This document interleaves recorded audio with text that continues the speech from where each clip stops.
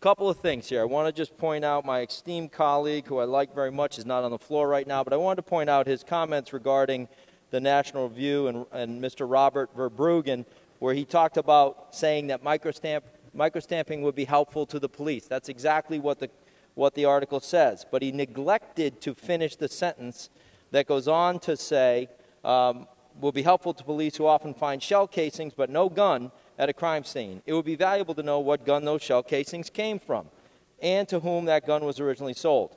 But microstamping wouldn't be that helpful. For starters, many microstamped shell casings, up to half, depending on whose numbers you believe, are illegible.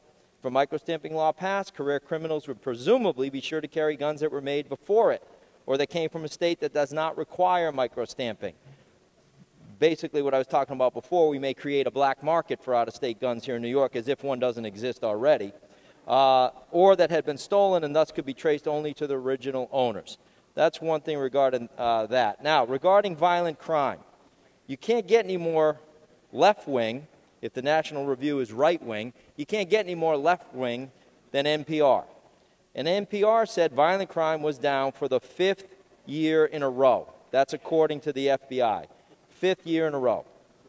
And, continuing on that theme, for 5 years in a row, New York City's violent crime dropped. Last year it crept up ever so slightly. Slightly.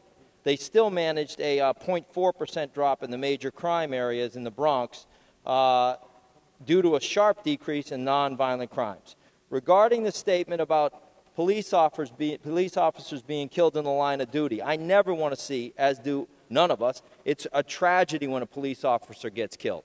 But to say that this is up 75% is simply not the case. The website here about officers killed in the line of duty, in fact, it's the Officer Down Memorial page, will tell you that in 2011, there were, in fact, 17 deaths in New York in the line of duty.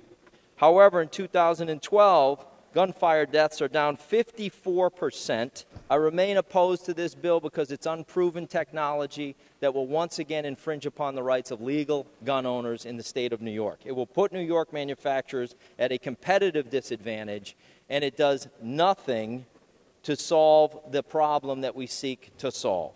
There are plenty of gun laws on the books.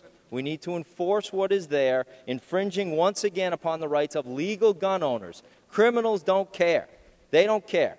So to infringe upon the rights of legal gun owners is something I'm not willing to do, and I urge a no vote. Thank you.